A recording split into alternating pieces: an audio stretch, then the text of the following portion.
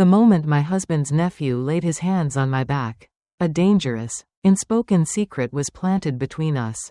And I knew, with a certainty that was both thrilling and terrifying, that my already cold, silent marriage was about to shatter into dust. It's a profound and often disquieting truth, isn't it? How the most profound changes in our lives occur not with a dramatic roar, but with a soft, almost imperceptible, haunting whisper? For 12 long years, my life with Michael was a quiet, sterile void, until, for a few brief, tumultuous weeks, that suffocating silence was irrevocably shattered. He, the catalyst, is gone now, and silence once again reigns in this house. Yet, it feels transformed, different. A silence now hangs thick and heavy, burdened by a shared secret, a memory so fierce, so perilous, that I dread it will haunt me, will define me, forever. My name is Sophia. This is the tale of a simple, seemingly innocent act of kindness that spiraled into a quiet, devastating betrayal, unearthing a truth, a desperate longing within myself, that I had long, long ago buried. With Michael, my husband, my life was a canvas of unwavering, almost monotonous calm. He was a brilliant engineer, a man who crafted magnificent bridges meant to endure the fiercest of tempests. And he had similarly crafted our life together with that same unwavering, meticulous attention to detail. Our beautiful home, nestled in a quiet, affluent suburb of Austin, Texas, stood as a pristine symbol of his professional triumph, solid, respectable, and flawlessly arranged. To the outside world, we were the ideal, aspirational couple, the ones neighbors admired, a symbol of lasting, enduring love. Yet within those immaculate, silent walls, a quiet, insidious decay had begun to fester, to grow. Michael was not devoid of kindness. Not exactly. He was just utterly, completely gone. His work, his ambition, had completely devoured him, even when he was physically at home. His brilliant mind was constantly battling with complex load-bearing calculations and arcane municipal codes. The man I had married, the man whose mind once sparked with vibrant, shared ideas and ambitious dreams for our future, had dwindled, his essence reduced to mere household logistics. Did you remember to get the dry cleaning, Sophia? The property taxes are due next month. Don't forget. What's for dinner tonight? He would turn away as he spoke, his gaze already lost to me, already somewhere else. His gaze would brush past me, a fleeting, almost impersonal acknowledgement, yet it never, ever truly settled on me, never sought to uncover the woman I had slowly, painfully, become in his absence. I had faded into the very shadows of my own existence, a lonely specter wandering through the haunting, sterile beauty of an empty, perfect home. What haunted me most, in my quietest moments, was how easily, how completely, I had come to accept it. I had, in essence, embraced my own invisibility, believing, on some level, that it was simply the unspoken cost of a stable, comfortable, and financially secure existence. A relentless, dull ache that had taken up residence in my lower back seemed to perfectly mirror my inner turmoil. A silent, physical witness to my profound emotional struggle. The ache would pulse, spreading a deep, sorrowful weariness through every inch of my being. Michael had barely glanced up from his tablet the last time I had mentioned it. Sophia, you just need to stretch more, he'd said, his voice dripping with a barely concealed hint of impatience. Only tension hangs in the air between us. To him, my physical suffering, my emotional pain, was merely a bother, an unwelcome, inconvenient plea, another tiresome request for the focused, undivided attention he had long since withdrawn from me. From our marriage, I was lost again, invisible, my voice, my needs, swallowed whole by the vast, echoing silence of our perfect life. One afternoon, I shared a rare coffee with my friend, Olivia, and in that single conversation, everything began to subtly shift. Olivia was, in many ways, my complete antithesis, a vibrant, welcome storm of chaotic, vivid existence. She was an art teacher at a local high school, her life a constant, amusing whirlwind of teenage drama and petty faculty tensions. I swear, Sophia, she'd said that day, stirring her frothy latte fiercely, if I have to hear one more mind-numbing story from my husband, Tom, about his weekly golf game, I might just actually lose my mind. His obsession is palpable. Yet, she'd added, her expression softening. But then, in a fleeting, unexpected moment, he'll meet my gaze over the dinner table and just smile. And in that single, simple instant, I'm reminded of the real, profound love that first brought us together. She had let out a heavy sigh then. Is everything still as blissfully serene as ever between you and Michael? I had offered a fragile, well-rehearsed smile in response. Oh, all is well, Olivia, I'd lied, the words feeling like dust, choking me. Michael is just consumed by his work. As ever, the real truth, the raw, painful truth, eluded my lips. The profound, soul-crushing emptiness consumed me. A haunting marriage to a ghost. Voicing that truth, I knew, would shatter the fragile, carefully constructed illusion of my perfect life. As she continued to pour out her own frustrations about a life perhaps drowning in too much noise. Too much chaotic connection, an overwhelming, suffocating loneliness settled in my own chest, heavy and unbearable. Into this profound, quiet stillness of my despair stepped Ethan. He was Michael's nephew, his sister's son, a handsome, 24-year-old architectural student who had recently relocated to Austin. Chasing a fresh start after a difficult breakup. He was, my sister-in-law had explained, desperate for a temporary place to stay as he searched for his own apartment. Michael had consented with his typical, detached kindness. He can stay in the guest room, of course, he'd said, his gaze never once leaving the complex blueprint spread out before him on his desk. Just ensure he understands that the thermostat is strictly off limits. Ethan's arrival barely seemed to shake our established, silent routine at first, but from the very beginning, the air in our home crackled with a new, unspoken tension. He was quiet, exceptionally courteous, and at first, almost unnaturally reserved. As the days stretched into a week, however, I couldn't help but notice all the small, telling details of his presence. Details that only served to sharply, painfully highlight Michael's own profound indifference. Ethan hung on my every word, his deep, thoughtful brown eyes locked intently onto my face whenever I spoke, revealing a raw, almost startlingly intense interest in my thoughts, my opinions. He'd insist on taking the heavy grocery bags from my car. No request ever needed. He'd catch the fleeting flicker of annoyance or sadness on my face. His own voice low and filled with a genuine, gentle concern. Are you okay, Sophia? A question so simple, so fundamental, so essential. Yet it had been years, literally years, since my own husband had last asked it of me, had truly wanted to know the answer. He noticed me. It began with an undeniable, yet seemingly innocent, fleeting moment that would, I now know, change everything. Sitting on the sofa after another silent dinner with Michael, I was struggling to read, the relentless, dull ache in my lower back stealing away any possibility of comfort.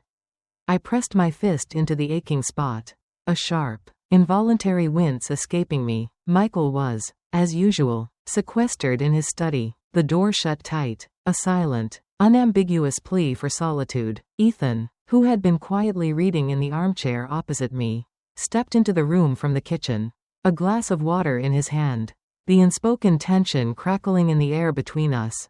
He stopped abruptly, his eyes locking onto my hand, still pressing deeply into my back. Is your back in pain, Sophia? He asked, his brow furrowed, a deep, genuine concern etched on his young, handsome face. Oh, it's nothing, really, I replied, a nervous, dismissive laugh slipping out, just a lingering ache from an old injury. He paused then, a flicker of hesitation in his eyes. His heart, I imagined, racing as much as mine was. Should I maybe give it a shot? Try and help you out? He inquired, his usual easy charm now laced with a hint of an almost boyish, endearing timidity. My mom, she struggles with sciatica sometimes. And I actually discovered some massage techniques that seem to bring her some real relief. I'm certainly no professional, but perhaps I can help ease it. Just a little bit? I wanted to say no. An almost reflexive response shaped by years of maintaining a careful, almost fearful emotional distance from everyone, especially from men. But his earnest, kind face, his genuine offer of help, drew me in, and the persistent, Throbbing pain in my back was suddenly met with a wave of utter, weary resignation. "Okay, Ethan," I whispered finally, my voice barely audible. Just for a moment." I turned then, sinking into the soft cushions of the sofa, my back towards him. He slipped quietly behind me. His fingers, when they finally, tentatively, made contact, digging gently, yet firmly, into the tight, knotted muscles along my spine, immediately igniting a confusing, almost overwhelming rush of both intense tension and profound release. The sheer shock of his touch, so knowing, so intuitive, nearly took my breath away. He moved with a surprising, captivating blend of caution, instinct, and an almost clinical exactness. His intense gaze, I could feel, was filled with a kindness, a focus, that both bewildered and deeply moved me. After weeks, months, years of pent-up tension, a wave of true, deep relaxation finally, blissfully, surged through me. I shut my eyes, feeling his strong, capable hands weave their silent, healing spell over the accumulated, heavy weight of my stress, my loneliness. His fingers danced with a fragile, almost reverent grace, and yet, a quiet, confident power, a quality of touch, of human connection, I had long since forgotten. In that single, transformative instant, everything, absolutely everything, felt right. Every silent, unspoken word seemed to be perfectly, profoundly aligned. The fleeting moment of simple compassion, the unexpected, intimate closeness, the intense, unwavering focus on my body, on my comfort, it was all so intimately, so profoundly different from the life, the marriage, I had become so accustomed to. A subtle, yet undeniable, dangerous electricity crackled in the air between us, impossible to ignore, and utterly, completely captivating. He paused then, his hands stilling on my back, his voice a soft, concerned murmur. Is this helping at all, Sophia?" A quick, almost gasping nod was all I could possibly muster in response. Fear, sharp and sudden, gripped me then, my own voice threatening to betray the tumultuous, chaotic storm now raging within me. His touch, so simple, so kind, sent shivers of an unfamiliar, illicit pleasure through my skin. My breath raced, ragged, uneven, and I convinced myself, with a desperation that was almost laughable, that it was merely a physical release. Just the easing of muscle tension. Nothing deeper, nothing more. But long after the makeshift, yet so effective, massage had ended, I lingered there on the sofa, consumed by the lingering memory of his touch, his nearness, his kindness, his touch still igniting a gentle, persistent warmth on my skin. Later that night, as Michael, my husband, slept soundly, his back turned away from me in our large, cold bed, the chasm between us feeling more vast, more insurmountable than ever before, my thoughts were entirely, obsessively consumed by the haunting, vivid memory of Ethan's hands.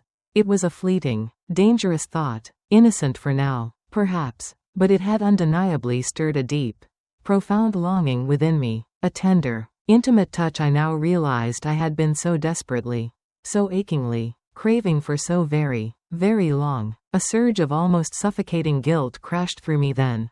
But when I saw Ethan the next morning, his own gaze, when it briefly met mine, felt different, charged with a new, unspoken weight, a sudden, shared realization, and perhaps, I thought with a jolt, it was merely a terrifying, yet exhilarating, glimpse of my own long-buried truth.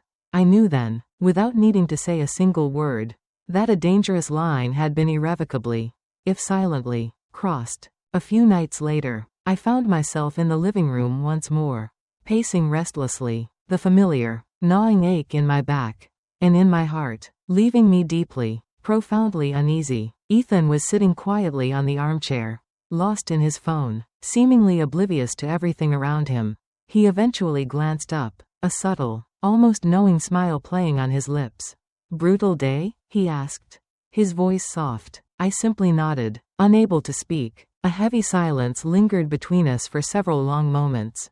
Then he rose from his chair, positioning himself quietly behind my own armchair. With that same quiet, endearing shyness as before, he asked, his voice a low murmur. Want me to try again, Sophia?" A wave of intense regret, of self-reproach, clawed at me. I should have just said no. I realized, with a clarity that was both painful and terrifying, that I had to end this growing, unnameable, indescribable closeness between us.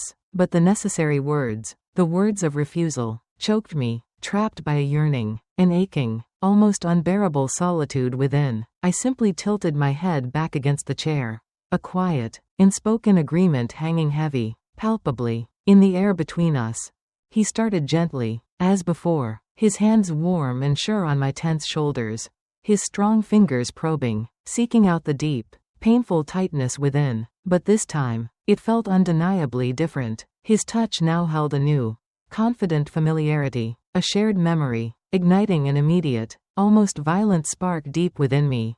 His fingers delved deeper, more insistently, uncovering layers of tension, of emotional pain I never even realized existed. The touch, no longer merely soothing, had lost its innocent, therapeutic quality, becoming instead a powerful, almost desperate means to escape the profound, gnawing agony of my own lonely existence. His touch now held a deeply personal intensity, a focused, deliberate, almost possessive attention that pierced through the very air around us. I shut my eyes tightly, surrendering completely to his touch, to the intoxicating sensations, as his fingers traced slow, mesmerizing circles on the sensitive skin of my back. A searing heat surged from deep within me, completely, irrevocably shattering my last, fragile illusions of innocence, of propriety. His hands glided smoothly, expertly, from my rigid shoulders to the delicate nape of my neck, his thumbs pressing softly, yet firmly, at the sensitive base of my skull. A sudden, sharp, electric shiver coursed through my entire body. My breath caught in my throat. He kept going, his touch now more confident, more intimate. I kept my eyes tightly shut, sensing his hands pause for a moment, a weight of quiet contemplation, of decision, hanging in the supercharged air. He leaned in then, his lips close, so incredibly close, to my ear, his voice a low, husky whisper, his words destined to echo, to haunt my mind for days, for weeks, to come. You are worth, he breathed, so much more than this. Sophia. My heart pounded violently then, a fierce, painful ache against my ribs. I stayed completely silent. I just couldn't speak. I longed to shout, to protest, that he was mistaken, that my life, my marriage, was perfectly, enviably fine. Yet the devastating, undeniable reality was, all of it, every carefully constructed part of it, was a lie. He spoke again, his voice a fragile, empathetic whisper. You seem so burdened, Sophia, as if a heavy, invisible load rests constantly on your shoulders, a load you were never meant to bear alone. His words, his perception, struck me with the force of a physical blow. He was just a young man, this nephew of my husband, barely acquainted with the long, complicated history of my life, of my marriage. Yet, in that single, profound moment of quiet intimacy, I felt completely, utterly exposed, truly seen, in a way that was both incredibly, exhilaratingly liberating and deeply, profoundly frightening. I shot up from the chair then, abruptly, violently, severing the dangerous, intoxicating connection. Thank you, Ethan. I rushed out, my voice strained with an unshakable, almost hysterical anxiety. That's enough for tonight. He leaned back then, a flicker of something unreadable, perhaps disappointment, in his eyes, lost in his own thoughts. He said nothing more, yet his intense, searching gaze lingered, heavy and unspoken, as I hurriedly, almost frantically, escaped the room. That night, sleep eluded me completely. His words, his touch, his presence, haunted me. You are worthy of so much more. Those words, coming from him, from Ethan, were unlike anything I'd ever heard from anyone before.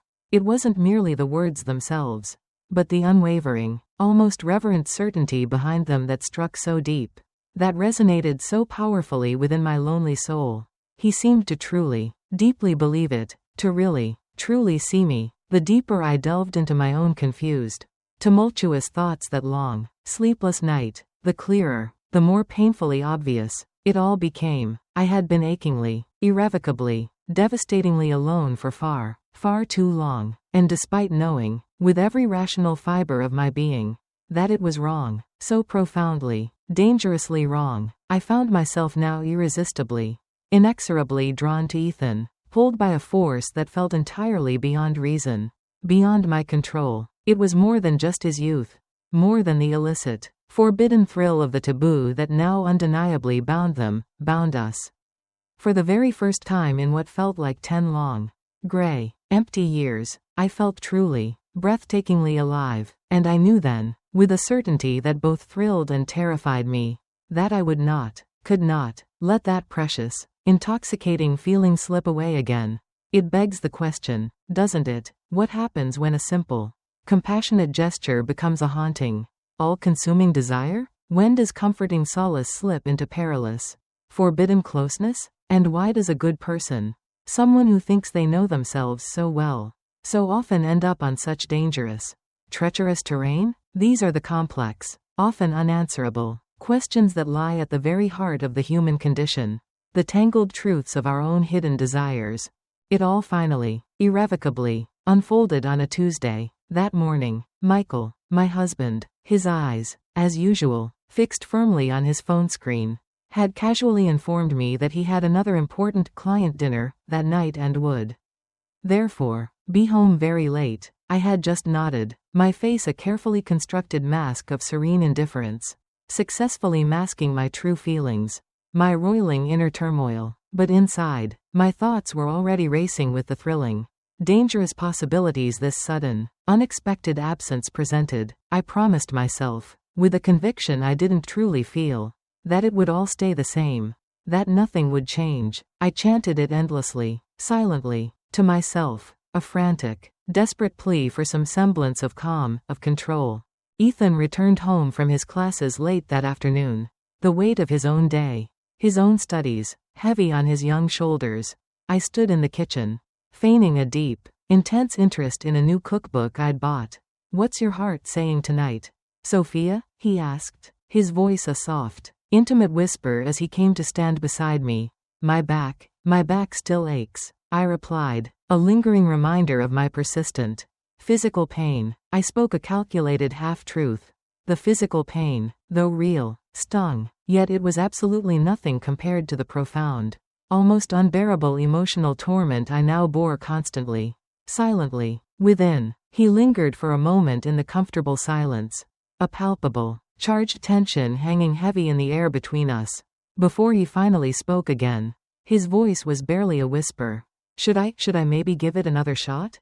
Our eyes met then, across the quiet, sun-drenched kitchen, and in that single, shared, unguarded moment, everything, absolutely everything, was revealed. I sank into my familiar, designated place on the living room sofa, my heart pounding a frantic, expectant rhythm. He started, as he always did now, his movements slow, deliberate, almost reverent, but this time, I noticed, he moved without a single trace of his earlier boyish doubt, of his initial timidity. His hands, when they touched me, danced with a newfound, almost startling certainty, as if they were now utterly, completely invincible. He gently brushed a stray strand of hair from my face, his fingers lingering, almost imperceptibly, on my temple. His hands then descended, lingering, tracing every familiar, yet now thrillingly new, contour of my back with a fierce, all-consuming intensity. I allowed him to go on, my own breath catching in my throat. The air in the room was thick, heavy with unspoken, forbidden truths, a weight that pressed down on both of us, on everyone, it seemed, present or not. His breath quickened then, brushing hotly against my ear. My own pulse thundered in my throat. And then, he froze. I glanced at him, a silent question in my eyes. The silence in the room was suddenly absolute, deafening. We stood, metaphorically, on the very brink of the unknown. Breath held, hearts racing, and in that single, suspended moment, an unseen, yet formidable, bond between us shattered, and I knew, with a certainty that was both terrifying and exhilarating, that I had finally, irrevocably, crossed the line. Our lips met then, a kiss that was both electric and almost violently urgent. It was a fleeting, uncertain touch at first, as if, even in that last, final instant, a small, rational part of me still lingered in doubt, in hesitation. His reply, when it came, was swift. A wordless, passionate agreement. The second kiss lingered, a profound, almost desperate dive into a long-buried, now ravenous longing. From that moment on, we lost all track of time, of propriety, of anything else but each other. In an instant, desire, long suppressed, long denied, erupted, consuming all else, all reason, all caution. In its fiery, unstoppable wake, my fingers wove desperately through his soft, dark hair. His strong arms encircled me, drawing me in, ever closer, until we were one, until no discernible distance remained between us. What followed seemed almost destined, fated, our bodies moving instinctively along a path our two lonely, aching souls had, it seemed, already, long ago, secretly embraced. His touch lingered, gentle yet insistent, deliberate, as if he, too, had been yearning for this very moment, for this very connection, and was determined, with every fiber of his being, to get it just right. Every cell in my skin ignited, suddenly, powerfully alive with a sensation, a feeling I had long thought lost to me forever.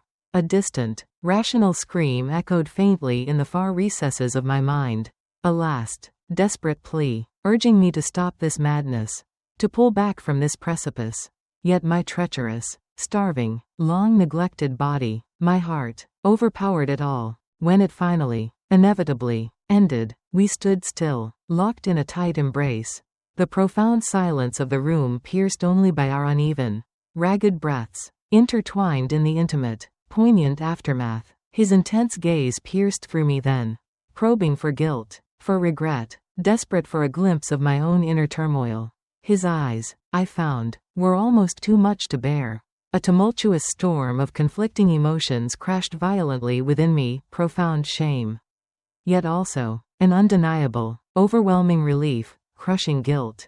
Yet also, a strange, forbidden thrill, a searing heat and a chilling cold, intertwining in a chaotic, disorienting blur. Shame, yes, a deep, pervasive shame washed over me for my reckless, unforgivable actions. Yet, in that raw, brutally honest moment, all sense of regret, all rational thought, had completely, utterly vanished. Not now, I thought. I rose then, in silence. He didn't speak either. We withdrew, wordlessly, to our separate, solitary rooms, two strangers once more, after having just shared something so incredibly, so profoundly immense, so unfathomable, that neither of us could yet fully grasp its meaning, its consequences. And for the very first time in what felt like an entire lifetime, I felt whole. Guilt consumed me, undeniably, yet, paradoxically, I also felt it, that wholeness, so very, very deeply. The next morning, an icy,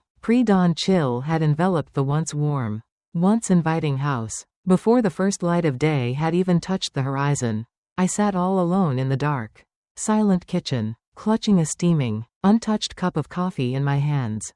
My hands, I noticed with a strange detachment, were shaking, uncontrollably. Every single, vivid detail of the previous night, of our encounter, looped relentlessly, tortuously, in my mind, not by conscious choice, but by some unyielding, unforgiving force. Ethan, I knew, remained locked away in his guest room, the hours of the early morning slipping silently, inexorably by, until, finally, the sun began to set once more on another day lived in silent, shared turmoil. He eventually emerged, his eyes averted, his face pale, drawn. He grabbed a glass of water from the kitchen sink, then whispered something almost inaudible about needing to leave, about needing to stay at a friend's place for a few days, just to find the quiet space he needed to finish a major university project.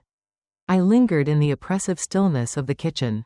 I stayed completely silent. I was wrong, so very wrong. He vanished in just an hour. His departure as quiet, as abrupt, as his arrival had been so many weeks before. Silence, once again, lingered in the house, a silence that now spoke volumes. Only emptiness, a vast, echoing, soul-crushing emptiness, now remained. Michael, my husband, returned late that night, somehow managing to mask the turbulent storm that was undoubtedly raging within his own separate world. He overlooked, or perhaps, simply chose to ignore, The noticeable tremor in my hands. The profound, desolate emptiness in my gaze. Maybe he knew, on some intuitive level, that something was terribly, irrevocably wrong. But instead, he chose a weary indifference. The days that followed dragged on. Heavy, gray, and suffocating. I held my breath with each passing hour. Desperately, foolishly, hoping for a message from Ethan. A message that might somehow change everything. That might offer some explanation.